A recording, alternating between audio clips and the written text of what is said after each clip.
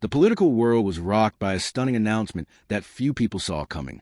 Keir Starmer, the Prime Minister of the United Kingdom, has announced his resignation, triggering a major political shakeup and raising serious questions about the future of Britain. How did a leader who once seemed firmly in control end up stepping down? What happened behind the scenes? And perhaps most importantly, what happens next for the UK and its government? Stay with me, because the story behind this resignation is more complicated than many people realize. Who is Keir Starmer? Before we dive into the resignation itself, let's quickly look at who Keir Starmer is and why his departure is such a significant event. Starmer became leader of the Labour Party after years of political turmoil in Britain. Known for his calm professional style, he positioned himself as a steady alternative to the chaos that often dominated British politics. When Labour eventually returned to power, many supporters hoped he would bring stability and restore public confidence in government. For a time, it appeared that he was succeeding. But politics can change incredibly fast, and over the last several months, pressure on Starmer had been building from multiple directions. Why did he resign? Officially, Starmer's resignation came after growing concerns within his own party about Labour's future electoral prospects. Reports suggest that many Labour lawmakers have become increasingly worried about declining public support and disappointing political results. Local elections reportedly exposed weaknesses that party leaders could no longer ignore. Political insiders began questioning whether Starmer remained the best person to lead Labour into the next national election. As criticism intensified, pressure mounted behind closed doors. While public statements remained respectful, there were growing signs that confidence in his leadership was fading. Eventually, the situation reached a point where Starmer decided to step aside rather than force the party into a prolonged internal battle. It's a reminder that in politics, sometimes the greatest threat comes not from opponents, but from within your own team. The problems that kept growing. Several issues appear to have contributed to the growing dissatisfaction. First, public approval ratings reportedly declined over time.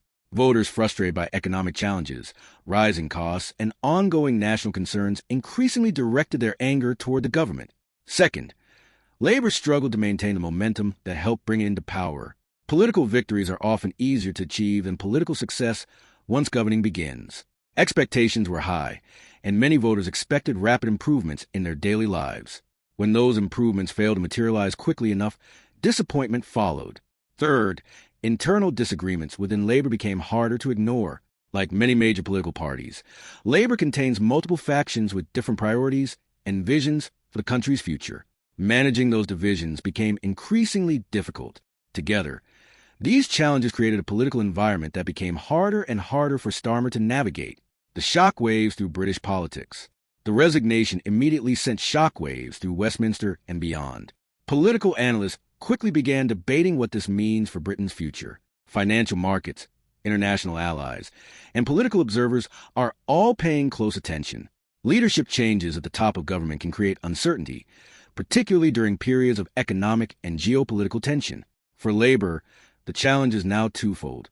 The party must choose a new leader, and it must convince voters that it remains united and capable of governing effectively. Those are not easy tasks. History shows that leadership transitions can either strengthen a political party or expose deeper divisions. The coming weeks will be crucial. Who could replace him? Attention is now turning toward potential successors. Several prominent Labour figures are already being discussed as possible candidates. Each brings different strengths, different political priorities, and different visions for the future. Some candidates are viewed as experienced administrators. Others are seen as energetic reformers capable of reconnecting with voters. Whoever emerges as the next leader will face enormous challenges from day one. They will inherit responsibility for the government, the economy, international relationships, and Labour's political future.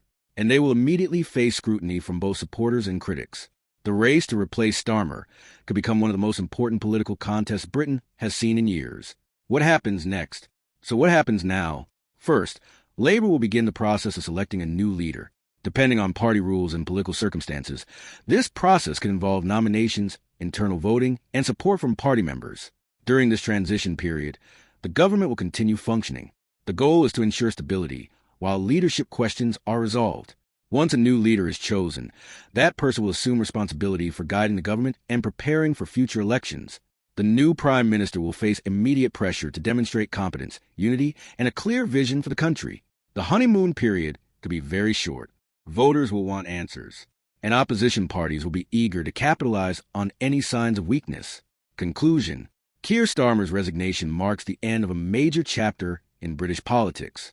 Whether history views his leadership positively or negatively will likely be debated for years. But one thing is certain: his departure creates a political opening that could reshape the future of a united kingdom. The coming weeks will reveal whether Labour can successfully navigate this transition, or whether deeper problems remain beneath the surface. And as Britain prepares for its next political chapter, the entire world will be watching. What do you think? Was Keir Starmer right to resign? And who should become Britain's next Prime Minister? Let me know your thoughts in the comments below. If you enjoyed this video, don't forget to like, subscribe, and turn on notifications so you never miss our latest political coverage. Thanks for watching, and I'll see you in the next video.